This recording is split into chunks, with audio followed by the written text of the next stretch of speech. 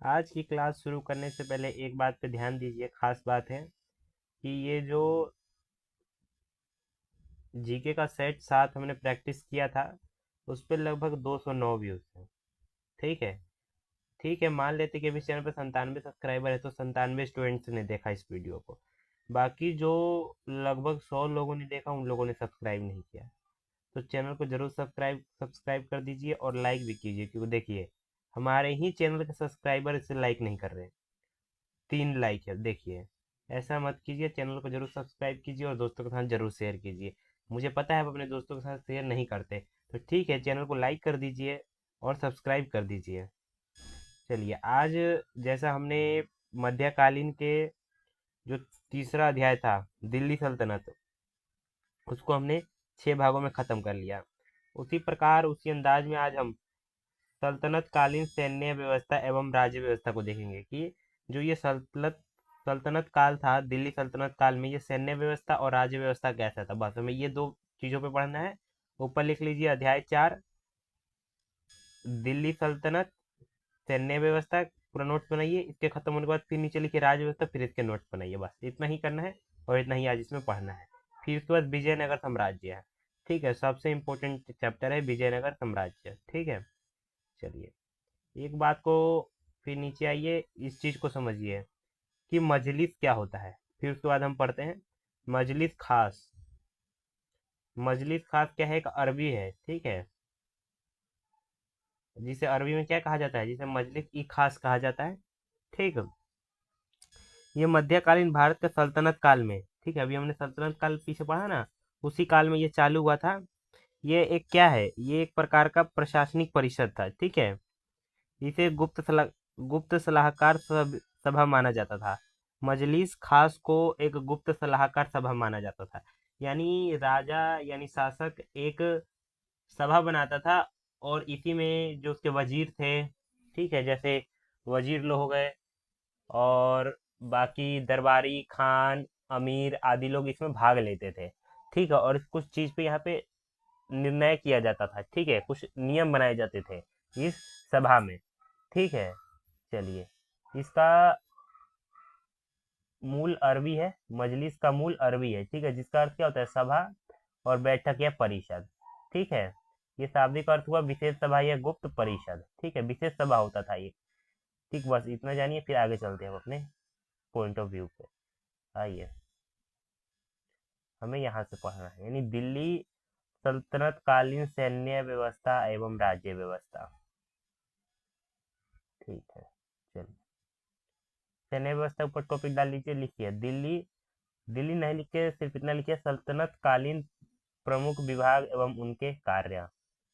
जो सल्तनत काल में आय व व्यय का जो हिसाब रखते थे, ठीक है, वो विभाग कौन सा था?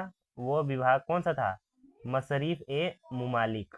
मसरीफ ए मुमालिक। और जो मुशारिफ द्वारा बनाए गए लेखा की जांच करना, कारखानों का प्रमुख कौन सा विभाग था? तो CAG। ठीक है, मुस्तौफी ए मुमालिक। ठीक है, इस आपको याद रखना पड़ेगा कि जो शाही उत्सव एवं दावतों का प्रबंध कौन सा विभाग करता था? तमीर ए मजलिस विभाग जो था शाही उत्सव एवं दावतों का प्रबंध करता था। सुल्तान से मिलने वाले लोगों की जांच पड़ताल करना एवं दरबारी शिष्टाचार बनाए रखना, डिसिप्लिन बनाए रखना, दिल्ली सल्तनत काल में कौन सा विभाग या सभा करती थी? तो आप कहेंगे अमीर हाजिब। अमीर हाजिब, इस प्रकार समझिए। दरबार की शानो शौकत बनाए रखना कौन सा विभाग का कार्य था? तो आप कहेंगे बारबक। बारबक। ठीक है, सल्तनत दिल्ली नहीं लिखेगा आगे, सिर्फ वो सल्तनत काल लिखेगा। सल्तनत काल से समझिए कि हाँ, वो दिल्ली सल्तनत काल का बात कर रहा है, यानी 1526 से पहले का बात कर रहा है। क्यों कर रहा है 1526 के पहले की बात? क्योंकि लोधी वंश 1526 में खत्म हो गया। ठीक है। क्यों खत्म हो गया? कि इब्राहिम लोधी, ठीक है, मध्यकालीन इतिहास में पहला शासक जो युद्ध स्थल में लड़ते लड़ते मर गया, कब? 1526 में। चलिए आगे बढ़ते हैं, क्योंकि ये सब मैंने पिछले क्लास में बता दिया है। शाही महल, सुल्तान की व्यक्तिगत सेवाओं का देखभाल, वकील ए दर। ठीक है, एक शहर या 100वें गांव का प्रशासनिक अधिकारी कौन सा विभाग होता था? तो अमीर ए सादा। विदेश विभाग का प्रधान कौन होता था? जो लोग विदेश से आते थे, उस जो काम होगा वही होगा। कौन सा विभाग करता था? तो रसालत ए मुमालिक, राज्य पत्राचार विभाग, दीवान ए इंसाफ। ठीक है, बस आपको ये याद रखना है कौन से विभाग, इसमें कुछ समझाने वाला नहीं है। ठीक है, इसमें कुछ समझाने वाला नहीं है, बस बताया जा सकता है कि राजस्व विभाग का प्रमुख कौन होता था? तो प्रधानमंत्री होता था। ठीक है, कोषाध्यक्ष कौन होता था? खजीन। ठीक है, उधार दिए गए धन का हिसाब रखना कौन रखता था? तो आप कहेंगे मुजम्मेदार। ठीक है, दान विभाग एवं धर्म विभाग का प्रमुख कौन होता था? तो सदर उ सुदूर। ठीक है, गुप्तचर विभाग का प्रमुख वरीद ए मुमालिक। सैन्य विभाग, ठीक है, का प्रमुख कौन होता था? तो उन्हें आरिफ ए मुमालिक कहा जाता है, सैन्य विभाग। ठीक है, जो हम क्या पढ़ने वाले, सैन्य व्यवस्था के बारे में पढ़ने वाले हैं ना। ठीक है, तो कौन होता था? तो कहेंगे आरिज ए मुबालिक। ठीक है, सुल्तान के बाद न्याय का सर्वोच्च अधिकारी, यानी सुल्तान के बाद जैसे हमारे यहाँ सुप्रीम कोर्ट है, हाई कोर्ट है, फिर हाई कोर्ट, फिर सुप्रीम कोर्ट। ठीक है, तो सुल्तान के बाद एक सर्वोच्च अधिकारी होता था न्याय के लिए, तो उन्हें क्या कहा जाता है? काजी उल कजात। अश्वशाला का प्रधान, अश्वशाला का प्रधान यानी जहाँ घोड़ों को रखा जाता था, उस जगह का प्रधान कौन होता था? अमीर ए आखुर। सुल्तान के अंगरक्षकों का प्रमुख कौन होता था? जैसे भारतीय सेना का प्रमुख कौन है? ठीक है, उसी प्रकार यहाँ पूछा है कि सुल्तान के अंगरक्षकों का प्रमुख, तो सर ए जानदार। ठीक है, बस इसमें कुछ समझाने वाला नहीं है, बस आपको याद करना। ठीक है, देखिए यहाँ तक लिखा है, एक शहर या 100 गांव का प्रशासनिक अधिकारी अमीर ए सादा होता था। ठीक है, यहाँ तक शाही महल एवं सुल्तान व्यक्तिगत सेवाओं का देखभाल वकील ए दर विभाग करता था, यानी ठीक है, वकील ए दर तक ये ऊपर का पूरा विभाग है और नीचे ये पद का नाम है। ठीक है, कि एक शहर या 100 गांव का प्रशासनिक अधिकारी कौन होता था? अमीर ए सादा। ठीक है, विदेश विभाग का प्रधान रसालत ए मुमालिक। ठीक है, ये नीचे अधिकारी का नाम है। ठीक है, कंफ्यूज नहीं होना है। आगे बढ़ते हैं, क्या लिखा हुआ है कि मंत्री परिषद को, ठीक है, मंत्री परिषद को मजलिसे खलवत कहा जाता था। जो मंत्री परिषद होते थे सल्तनत काल में, उन्हें क्या कहा जाता था? तो मजलिसे खलवत। बस इतना याद रखिए। ठीक है, नोट कीजिए। इसकी बैठक कहाँ होती थी? मजलिसे खास में। मजलिसे खास क्या है? एक क्या है? एक गुप्त सभा है। ठीक है, एक विशेष सभा है वो। ठीक है, मजलिसे खास। ठीक है, और मजलिसे खास में दरबारी आते थे, खान आते थे, अमीर आदि सब भाग लेते थे इसमें। ठीक है, चलिए, और इन्हीं के मतलब कि मजलिसे खास में जो बैठक होती थी, वहाँ के मंत्री परिषद को क्या कहा जाता था? तो वहाँ के मंत्री परिषद को मजलिसे खलवत कहा जाता था। ठीक है, ये क्लास बहुत छोटा होने वाला है। बार ए आजम, बार ए आजम में विद्वान भाग लेते थे, उलेमा तथा काजी भाग लेते थे। ठीक है, बस इतना याद रखिएगा, मजलिस खास बहुत इंपॉर्टेंट है इसमें। आज क्या लिखा है? इक्तादारी प्रथा का प्रारंभ इल्तुतमिश ने किया था। ठीक है, जब हम इल्तुतमिश शासक के बारे में पढ़ रहे थे तो हमने नोट किया होगा आपने कि इक्तादारी प्रथा का प्रारंभ किसने किया था? इल्तुतमिश ने किया था। इक्ता का प्रमुख समझिए, इक्ता क्या है? इक्ता क्या होता है कि उस समय में शासक, ठीक है, उस समय में शासक एक भूमि के टुकड़े को काट के अपने सैन्य के जो प्रमुख है उसको दे देना, अपने रसोई को दे देना, रसोई जो खाना बनाता है उसको थोड़ा सा भाग दे देना। ठीक है, थोड़ा सा अपने सेवा करने वाले को दे देना, यही इकता है। ठीक है, कि एक भूमि को थोड़ा थोड़ा काट के सब में बांट देना, यही ठीक है इकतादारी है। यही इकतादारी का प्रारंभ इल्तुतमिश ने किया था। और इन्हीं का जो विभाग है ये इकता विभाग, इसी का प्रमुख कौन है? मुक्ता या वली कहा जाता है। ठीक है, ये इकता जो विभाग है, एक विभाग तो बनाया होगा ना इन चीजों के लिए, तो वहां का जो प्रमुख होता है उसे मुक्ता या वली कहा जाता है। ठीक है, और यह पद वंशानुगत नहीं है। वंशानुगत क्या होता है मैंने बता रखा है। ठीक है, ये वंश वंश वंश ये नहीं चलता है, डायनेस्टी डायनेस्टी डायनेस्टी नहीं चलता कि इस पद पे अभी कोई है तो उसका बेटा बैठेगा, उसका बेटा बैठेगा, नहीं, ऐसा नहीं होता। ये शासक द्वारा इस पद पे, ठीक है, नियुक्त किया जाता है। खिलजी और तुगलक शासकों ने सैन्य कमांडर का क्षेत्र का गवर्नर नियुक्त किया। खिलजी और तुगलक शासकों ने सैन्य कमांडर के क्षेत्र का, ठीक है, कमांडरों के क्षेत्रों का गवर्नर नियुक्त किया। और इन क्षेत्रों को इक्ता और इनके गवर्नर शासकों को इक्तेदार कहा। ठीक है, बाकी कुछ नोट करने वाला नहीं है इसमें। वित्तीय मामलों में मुक्ता की सहायता, ठीक है, वित्तीय मामलों में मुक्ता की सहायता कौन करते थे? देखिए मुक्ता में यहाँ क्या काम होता था कि छोटे से भूमि को राजा के आदेश पे थोड़ा सा काट के सेना के प्रमुख को दे देना, थोड़ा सा खाना बनाने वाले को दे देना, थोड़ा सा सेवा करने वाले को दे देना। ठीक है, तो जो इसमें वित्तीय मामला होता था, पैसे की बात होता था, ठीक है, मुक्ता विभाग में, तो उसकी जो सहायता है वो ख्वाजा नामक अधिकारी करते थे। कौन?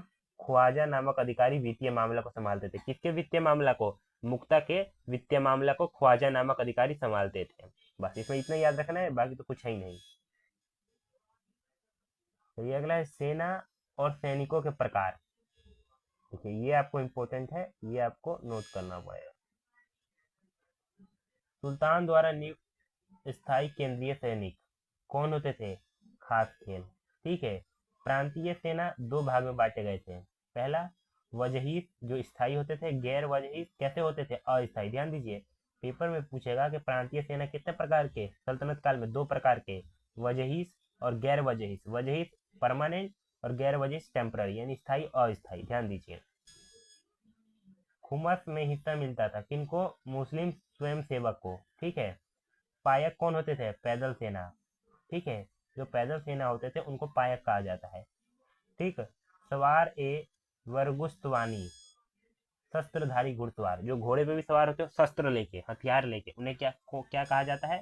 तो उन सेना को कहा जाता है स्वार ए वर्गुस्तवानी। ठीक है, चलिए बंदगान। बंदगान क्या है?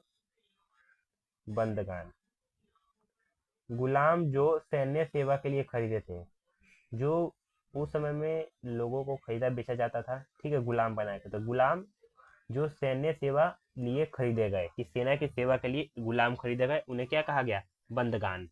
ठीक है, तले अह या अजकी एक गुप्तचर का नाम होता था। ठीक है, तले अह या यजकी कौन होते थे? तो एक गुप्तचर का नाम होता था ये। ठीक है, जो युद्ध काल में विपक्षी सेना की गतिविधियों की सूचना एकत्र करते थे, नहीं जासूसी करते थे। ठीक है, बस इतना ध्यान रखिए, जो तले अह और यजकी एक गुप्तचर का नाम होता था, ये गुप्तचर होते थे, बस इतना याद रखिए। जो युद्ध के समय विपक्षी सेना क्या होता था, मतलब कि उन पर निगरानी रखना। ठीक है, उनसे सूचनाओं को एकत्रित करके अपने राजा के पास पहुंचाना। गोला फेंकने की मशीन, ठीक है, मंगलिक। युद्ध के समय में गोला फेंकने की मशीन होती थी उस समय, जिसे मंगलिक कहा जाता है। ठीक है, बस बाकी कुछ इसमें जानने को नहीं है। अगला है न्यायालय। न्यायालयों का स्तर। न्यायालयों का स्तर वली न्यायालय, फिर उसके बाद काजी ए सूबा का न्यायालय, फिर दीवान ए सूबा का न्यायालय, फिर सद्र ए सूबा का न्यायालय। जैसे हमारे यहाँ होता है ना, नीचे डिस्ट्रिक्ट कोर्ट, फिर ऊपर हाई कोर्ट, फिर ऊपर सुप्रीम कोर्ट, वैसे न्यायालय होता था पहले। वली न्यायालय, काजी ए सूबा का न्यायालय, फिर दीवान ए सूबा का न्यायालय, फिर सद्र ए सूबा का न्यायालय। ठीक है, बस। ठीक है, यहाँ पे इस न्यायालय को लाइन वाइज लिख लीजिएगा कि सबसे नीचे वली न्यायालय, फिर काजी ए सूबा, फिर दीवान ए सूबा न्यायालय, फिर सद्र ए सूबा का न्यायालय। ठीक है, ये स्तर होता था सल्तनत कालीन में न्यायालय का। ठीक है, ये स्तर होता था। आगे बढ़ते हैं हम, सल्तनत कालीन राज्य व्यवस्था। जैसे हमने ऊपर सैन्य व्यवस्था के बारे में पढ़ा, बस सैन्य व्यवस्था में दो ही चीज था, सल्तनत कालीन प्रमुख विभाग और उनके कार्य, और सेना और सैनिकों के प्रकार। बस इतना ही जानना है, बाकी कुछ नहीं। ठीक है, फिर हम चलते हैं सल्तनत कालीन राज्य व्यवस्था की तरफ। सल्तनत कालीन वित्तीय व्यवस्था सुन्नी विधि विशेषज्ञों की हनफी शाखा के वित्त सिद्धांतों पर आधारित थी। देखिए लिखिए, सल्तनत कालीन वित्त व्यवस्था। प्रश्न इस प्रकार से पूछ सकता है आपसे कि सल्तनत कालीन वित्त व्यवस्था का जो वित्त सिद्धांत था वो किन चीजों पर आधारित था? तो वह किस पर आधारित था? वित्तीय व्यवस्था सुन्नी विधि विशेषज्ञों के हनफी शाखा के वित्त सिद्धांतों पर आधारित था। क्या? सल्तनत कालीन वित्त व्यवस्था सुन्नी विधि विशेषज्ञों की हंती शाखा के वित्त सिद्धांतों पर आधारित था। ठीक है, कंप्लीट। आगे, मदद ए मास दान की गई भूमि को कहते थे। दान की गई भूमि को क्या कहते थे? मदद ए मास। ठीक है, ये भूमि कर मुक्त होती थी, यानी इस पर कोई टैक्स नहीं लगता था भूमि पे। ठीक है, राज्य और प्रशासक के संदर्भ में मुक्ति शब्द का अर्थ अर्थ क्या होता था? भूमि अभिहस्तांकन जिसमें इक्ता कहा जाता है का धारक होता है। ठीक है, मुक्ति शब्द का अर्थ क्या होता है? जैसा हमने ऊपर यहाँ पढ़ा ना, जैसे हम ऊपर यहाँ जाएंगे और यहाँ देखेंगे, लिखा है ना मुक्ता, कहाँ पे? यहाँ पे, कि इक्ता का प्रमुख को मुक्ता या बलि कहा जाता है, यानी मुक्ता या मुक्ति। तो इसलिए यहाँ पे लिखा गया है कि राज्य और प्रशासक के संदर्भ में मुक्ति शब्द का अर्थ क्या है? क्या है? जिसे इक्ता कहा जाता है। ठीक है, इक्ता का धारक होता है। ठीक है, राज्य और प्रशासक के संदर्भ में मुक्ति शब्द का अर्थ। ठीक है, चलिए यहाँ पे दो हो गया है। खिराज केवल, खिराज क्या है पूछेगा आप लोगों से, खिराज क्या है? तो खिराज केवल गैर मुसलमानों से लिए जाने वाला कर था। यह उपज का 1/3 से 1/2 तक लिया जाता था। ठीक है, मानिए आपने पूरा 100% उगाया, तो 100% का 1/3 दे देंगे या 1/2। ठीक है, यानी लगभग 50 से 75% आप टैक्स दे देंगे। ठीक है, इसे खिराज कहा जाता था। ठीक है, चलिए अगला है कि मुसलमानों के लिए व्यापारिक कर, व्यापारिक कर। ठीक है, व्यापारिक यानी आयत निर्यात करना। ठीक है, व्यापार करना की दर कितनी थी उस कर की? तो ठीक है, कितनी थी? 2.5% तथा हिंदुओं के लिए 5% थी। ठीक है, मुसलमानों के लिए व्यापारिक कर कितनी थी सल्तनत काल में, राज्य व्यवस्था में? तो 2.5%, और हिंदुओं के लिए 5%। ठीक है, घोड़ों के व्यापार पर कितना कर लगता था सल्तनत कालीन में? 5%। ठीक है, लिखते हुए चलिए, इसमें कुछ समझाने वाला नहीं है। मसाहत की शुरुआत। ठीक है, बस इतना याद रखिए, मसाहत क्या है? भूमि की पैमाइश, बस इतना याद रखिए। मसाहत प्रथा पूछेगा तो प्रथा का पूरा नाम लेगा ना, कि मसाहत प्रथा का शुरुआत किसने किया था? तो अलाउद्दीन खिलजी ने। ठीक है, चलिए अगला क्या है? इनाम या वक्फ में प्राप्त भूमि पर, ठीक है, प्राप्तकर्ता का वंशानुगत अधिकार होता था। देखिए, इनाम या वक्फ से प्राप्त भूमि पर, ठीक है, प्राप्तकर्ता का वंशानुगत अधिकार होता था। ठीक है, वक्फ अब तो जानते ही होंगे, वक्फ बिल। ठीक है, तो जो उसमें भूमि प्राप्त होती थी, ठीक है, और जो जिसको प्राप्त होती थी उसमें वंशानुगत अधिकार होता था। ठीक है, यदि किसी पिता को मिला है तो उसके पुत्र का अधिकार उस पर हो जाएगा। ठीक है, वक्फ के प्राप्त भूमि पर, किसके भूमि पर? वक्फ या इनाम के प्राप्त भूमि पर प्राप्तकर्ता का वंशानुगत अधिकार होता था। ठीक है, चलिए सल्तनत काल की बात हो रही है। सल्तनत काल में दाम नामक सिक्का प्रचलन नहीं था। याद रखिए, दाम नामक सिक्का प्रचलन नहीं था। इसे शेरशाह सूरी ने चलाया था। दाम सिक्का किसने चलाया? शेरशाह सूरी ने। ठीक है, और सल्तनत काल में कौन सा सिक्का प्रचलित नहीं था? तो दाम किसने चलाया था? शेरशाह सूरी ने। ठीक है, यहाँ है कि सल्तनत कालीन प्रमुख नगर, सल्तनत काल में कौन से प्रमुख नगर थे? देवल अंतर्राष्ट्रीय बंदरगाह। ठीक है, अगला है सरसूती, चावल के लिए प्रसिद्ध है ये नगर। ठीक है, अनहिल बार व्यापारियों के तीर्थ स्थल था। सतगांव रजाइयों के लिए प्रसिद्ध। आगरा, देखिए पूछेगा इस प्रकार कि सतगांव सल्तनत कालीन के प्रमुख नगर के में किस चीज के लिए प्रसिद्ध था? तो वह प्रसिद्ध किस लिए था? रजाइयों के लिए प्रसिद्ध था। इस प्रकार पूछेगा। बनारस सोना के लिए, आगरा नील उत्पादन के लिए और चांदी एवं जरी के लिए प्रसिद्ध। ठीक है, बनारस सोना चांदी और जरी के लिए प्रसिद्ध, ये प्रमुख नगर थे। ठीक है, चलिए अगला क्या है? सल्तनत कालीन कला एवं संगीत। ठीक है, कि सल्तनत कालीन में कला और संगीत का क्या है? ठीक है, कि दिल्ली सल्तनत कालीन में कला और संगीत के बारे में क्या था, उसके बारे में हम पढ़ेंगे कि कैसी व्यवस्था थी। हरमन गोइटस ने 1947 में सर्वप्रथम the journal of the Indian Society of Oriental Art में सल्तनत कालीन का चित्रकला का अस्तित्व की जानकारी दी। देखिए प्रश्न इस प्रकार से पूछेगा कि सल्तनत कालीन में चित्रकला के अस्तित्व, कि सल्तनत कालीन का भी चित्रकला होगा, इसका अस्तित्व होगा, इसकी जानकारी कहाँ से मिली है? तो आप कहेंगे कि हरमन गोइटस ने जो 1947 में सर्वप्रथम the journal of the Indian Society of the art जो ठीक है जो चित्र बनाया था उसमें सल्तनत कालीन में चित्रकला के अस्तित्व की जानकारी मिलती है। ठीक है, तो देखिए the journal of the Indian Society of Oriental Art किसकी है? तो कहेंगे हरमन गोइटस। कब बनाई गई थी? तो 1947 में सर्वप्रथम बनाई गई थी। मोहम्मद बिन तुगलक के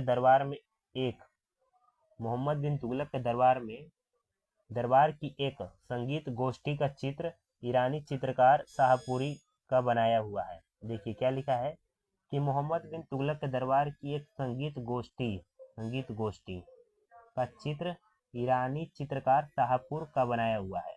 पूछ दे कि मोहम्मद बिन तुगलक के दरबार में एक संगीत गोष्ठी का चित्र किसके द्वारा बनाया गया है? संगीत गोष्ठी का चित्र, तो आप कहेंगे ईरानी चित्रकार शाहपुर द्वारा बनाया गया है। ठीक है। सारंगी और रबाब तुर्की वाद्य यंत्र है। सारंगी और रबाब क्या है? सारंगी और रबाब किस प्रकार का वाद्य यंत्र है? तो तुर्की वाद्य यंत्र है। कौन सा यंत्र है? वाद्य यंत्र है। कहाँ का? तुर्की का।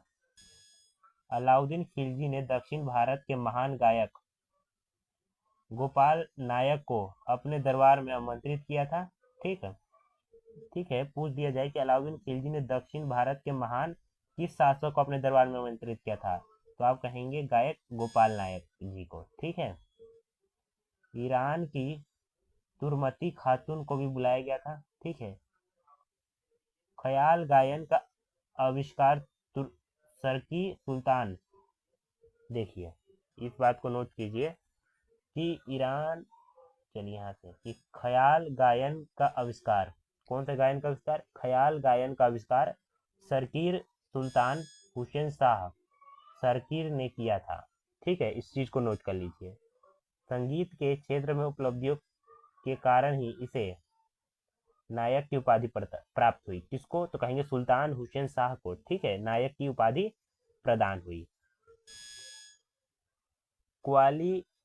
कव्वाली गायन का आविष्कार किन्होंने किया? तो कहेंगे आमिर खुसरो ने किया। ठीक है, इन्होंने सितार और तबले का भी आविष्कार किया। ठीक है, ये सब स्टैटिस्टिक जीके का प्रश्न बन जाएगा कि कव्वाली गायन का आविष्कार किन्होंने किया? तो आमिर खुसरो ने। उन्होंने ही सितार और तबले का भी आविष्कार किया।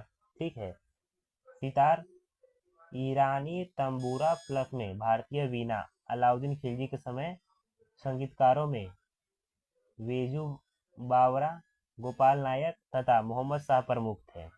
सितार में ईरानी और भारतीय वीणा, ठीक है, दोनों प्रसिद्ध थे। ठीक है, कि अलाउद्दीन के समकालीन संगीतकारों में वेजू बावरा, गोपाल नायक तथा मोहम्मद शाह ये प्रमुख थे। ठीक है, सितार कैसे बना है? ईरानी तंबूरा से और भारतीय वीणा से, इस बात को ध्यान रखिएगा। और अलाउद्दीन के समकालीन संगीतकारों में वेजू बावरा, गोपाल नायक और मोहम्मद शाह प्रमुख थे। ठीक है। आमिर खुसरो ने हसत बिहसत कविता लिखी। आमिर खुसरो ने कौन सी कविता लिखी? या पूछेगा एग्जामिनर की हसत बिहसत कविता किसकी है? तो आमिर खुसरो की है। ठीक है, चलिए आगे चलते हैं। गयासुद्दीन तुगलक संगीत का विरोधी था। दिल्ली सल्तनत के उस शासक का नाम बताइए जो संगीत का विरोधी था? तो कहेंगे गयासुद्दीन तुगलक। ठीक है। ध्रुपद एक उत्साहवर्धक राग है। ध्रुपद आदमी का नाम नहीं है। ठीक है, ये उत्साहवर्धक राग है ये। ठीक है, ये क्या है? राग है। ठीक है, इस राग का आविष्कार ग्वालियर के राजा मानसिंह के दरबारी संगीतकारों ने किया था। ठीक है, इस बात को नोट कर लीजिए। अगला है, राजा मानसिंह ने मान कौतूहल नामक संगीत ग्रंथ की रचना की है। प्रश्न पूछ देगा एग्जामिनर कि मान कौतूहल नामक संगीत ग्रंथ की रचना किसने की है? तो आप कहेंगे राजा मानसिंह। ठीक है, चलिए। भक्षु मानसिंह का दरबारी संगीतकार था। ठीक है, यही है भक्षु। ठीक है, भक्षु जो मानसिंह के दरबारी संगीतकार कवि थे, कवि कह रहा हूं मैं, संगीतकार थे। ठीक है, दरबारी संगीतकार थे। संत विद्यारण्य ने संगीत, ठीक है, संगीत सार की रचना की है। ठीक है, किन्होंने संगीत सार की रचना की है? तो आप कहेंगे संत विद्यारण्य ने। ठीक है, लक्ष्मी नारायण का प्रमुख रचना कौन कौन सी है? संगीत सूर्यदेव है। ठीक है, संगीत सूर्यदेव किसकी रचना है? तो लक्ष्मी नारायण जी की। ठीक है, यह कृष्णदेवराय का दरबारी संगीतकार था। कृष्णदेवराय कौन है? ये कृष्णदेवराय, ठीक है, कृष्णदेवराय का संबंध विजयनगर से। ठीक है, इस बात का भी ध्यान रखिएगा। वहीं के यह दरबारी कवि थे। ठीक है, लक्ष्मी नारायण, उनकी प्रमुख रचना क्या थी? तो आप कहेंगे संगीत सूर्योदय। ठीक है, चलिए, नक्शबंदी और कादरी संप्रदाय में संगीत क्या था? निषिद्ध था। ठीक है, कौन से संप्रदाय में? नक्शबंदी और कादरी संप्रदाय में संगीत क्या था? निषिद्ध था। ठीक है, इस बात का ध्यान रखिएगा। तानसेन सतारी शाखा के प्रमुख संत मोहम्मद गौस का शिष्य था। तानसेन किसके शिष्य थे? तो आप कहेंगे प्रसिद्ध संत मोहम्मद गौस के शिष्य थे। ठीक है, फिरोज शाह तुगलक ने भित्ति चित्रों पर प्रतिबंध लगा दिया। चैनल को सब्सक्राइब कर दीजिए और दोस्तों के साथ जरूर शेयर कीजिए। फिरोज शाह तुगलक ने भित्ति चित्रों पर प्रतिबंध लगा दिया। देखिए, जब मैं प्रैक्टिस सेट पढ़ा रहा था, करवा रहा था, उसमें तो पहले ही प्रश्न आया था कि भित्ति चित्र से कौन सा नीचे का गुफा या मंदिर संबंधित है। तो उसमें बात ध्यान दीजिएगा, वो जाकर देखेंगे तो आपको पूरा समझ में आ जाएगा। फिरोज शाह तुगलक ने ही भित्ति चित्रों पर क्या प्रतिबंध लगा दिया था, रोक लगा दिया था। ठीक है, फारसी इतिहासकारों ने मुस्लिम सुल्तानों का वर्णन ईश्वर की छाया के रूप में किया है। फारसी इतिहासकारों ने मुस्लिम सुल्तानों का वर्णन किस रूप में किया है? तो आप कहेंगे कि ईश्वर की छाया के रूप में किया है। किन्होंने? फारसी इतिहासकारों ने। ठीक है, इसी के साथ जो ये हमारा अध्याय था ये खत्म होता है, चौथा अध्याय। ठीक है, मध्यकालीन भारत इतिहास का। अब इसके बाद हम विजयनगर साम्राज्य को पढ़ेंगे। ठीक है, यदि आपको वीडियो पसंद आई है तो हमारे चैनल को सब्सक्राइब करिए और दोस्तों के साथ जरूर शेयर कीजिए।